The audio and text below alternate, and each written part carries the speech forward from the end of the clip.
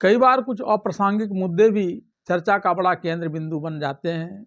ऐसा ही एक मामला बांग्लादेश के खिलाड़ी मुस्तफिजुर रहमान से जुड़ा हुआ है, जिसे शाहरुख खान के स्वामित्व वाले केकेआर फ्रेंचाइजी ने नीलामी में खरीदा था। जिस वक्त शाहरुख खान के नेतृत्व वाले केकेआर ने बांग्लादेश के इस खिलाड़ी मुस्तफिजुर रहमान को नीलामी में खरीदा था, उस वक्त यह कोई भी मुद्दा नहीं था, बिल्कुल अप्रासंगिक था, एक सामान्य सी बात थी। लेकिन बाद में परिस्थितियों ने तेजी से करवट बदलना शुरू कर दिया और बांग्लादेश में दीपू दास की हत्या के बाद वहाँ के कट्टरपंथियों के द्वारा एक एक कर 4 हिंदू युवकों की नृशंस हत्या कर दी और तभी से यह करवट लेने लगा और चर्चा का केंद्र बिंदु बनने लगा। और चूंकि इसे शाहरुख खान की फ्रेंचाइजी ने खरीदा था, इसलिए भारतीय जनता पार्टी के नेता को भी एक बड़ा मुद्दा हाथ लग गया इस मामले को तुल देने का। शाहरुख खान के अलावा अगर किसी और ने खरीदा होता तो शायद भारतीय जनता पार्टी के नेता, जो न तो विधानसभा के सदस्य हैं और न इसमें संसद के सदस्य हैं, उन्हें ऐसा करने का कोई मौका नहीं मिलता।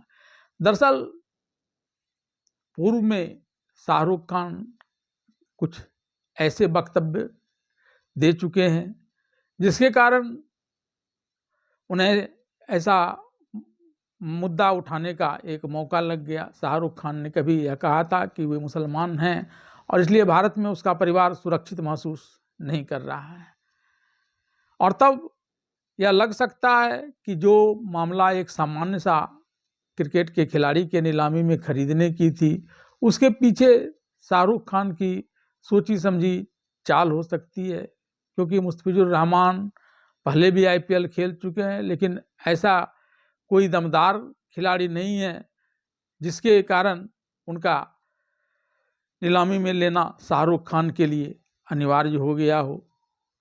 या फिर ऐसा भी नहीं है कि जितने खिलाड़ी इस नीलामी में आते हैं वे सभी के सभी किसी न किसी फ्रेंचाइजी के द्वारा नीलामी में खरीद ही लिए जाएं।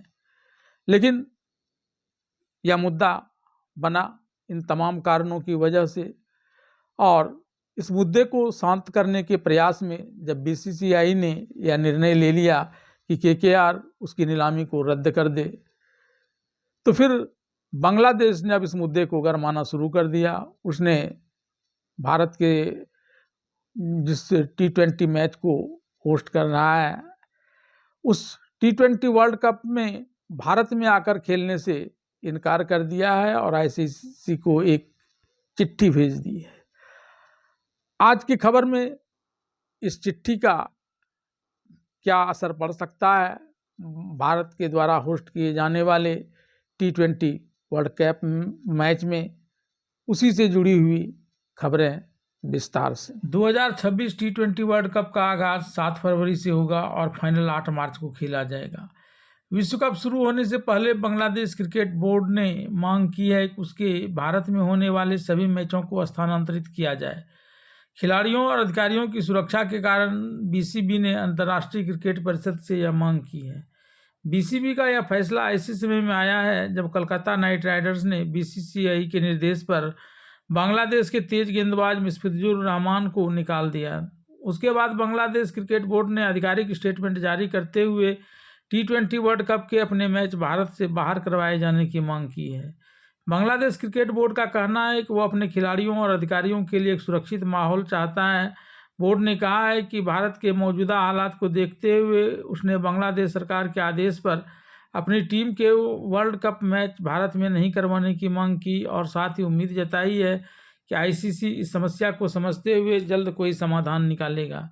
बांग्लादेश क्रिकेट बोर्ड ने तेज गेंदबाज मुस्तफिजुर रहमान पर भी बड़ा फैसला लिया है। मुस्तफिजुर रहमान, जिन्हें बीसीसीआई के निर्देश पर केकेआर अपने आईपीएल 2026 स्क्वाड से रिलीज कर चुकी है। बीसीबी ने पहले रहमान को आईपीएल में खेलने के लिए नो ऑब्जेक्शन सर्टिफिकेट दे दिया था, लेकिन केकेआर के द्वारा रिलीज किए जाने के बाद बीसीबी ने मुस्तफिजुर रहमान के एनओसी को तत्काल प्रभाव से रद्द कर दिया है। T20 वर्ल्ड कप 2026 की मेजबानी भारत करने वाला है। वहीं पाकिस्तान के मैच श्रीलंका में खेले जाएंगे। अब बांग्लादेश के मैच भी पाकिस्तान की तरह भारत से बाहर करवाए जा सकते हैं। हालांकि अभी इस पर आईसीसी की तरफ से कोई बयान सामने नहीं आया है। बीसीसीआई के निर्देश के बाद कोलकाता नाइट राइडर्स ने बांग्लादेश के तेज गेंदबाज मुस्तफिजुर रहमान को रिलीज कर दिया है। वह अब आईपीएल 2026 में नहीं खेलेंगे। केकेआर ने मुस्तफिजुर रहमान को आईपीएल 2026 की नीलामी में 9.20 करोड़ रुपये में खरीदा था। ऐसे में अब सवाल यह उठता है कि क्या केकेआर को मुस्तफिजुर रहमान को यह पैसा देना पड़ेगा या नहीं। जब भी आईपीएल की नीलामी में कोई टीम किसी खिलाड़ी को खरीदती है तो उसके पर्स से पैसा कट जाता है। हालांकि मुस्तफिजुर रहमान कोई चोटिल होने की वजह से आईपीएल से बाहर नहीं हुए हैं। उनका मामला पूरी तरह से अलग है। आईपीएल के नियम के हिसाब से अब केकेआर को बांग्लादेश के मुस्तफिजुर रहमान को कोई पैसा नहीं देना पड़ेगा। आईपीएल के नियमों के मुताबिक अगर बीसीसीआई किसी खिलाड़ी को क्रिकेट के अलावा किसी दूसरी वजह से बाहर करने का निर्देश देती है तो इस खिलाड़ी पर खर्च की गई पूरी रकम फ्रेंचाइजी को वापस मिल जाती है। इस स्थिति को फोर्स मैच्योर कहा जाता है। यह एक ऐसी असाधारण परिस्थिति है जो किसी के नियंत्रण में नहीं होती है। इन मामलों में फ्रेंचाइजी खिलाड़ी के साथ किए गए कॉन्ट्रैक्ट को पूरा करने के लिए बाध्य नहीं होती है। इस कारण केकेआर के द्वारा रिलीज किए जाने के बाद मुस्तफिजुर रहमान को कोई राशि नहीं मिलेगी। पिछले कुछ दिनों में बांग्लादेश में बदले राजनीतिक हालात में हिंदुओं के खिलाफ हिंसा बढ़ी है, जिसमें कई जानें जा चुकी हैं।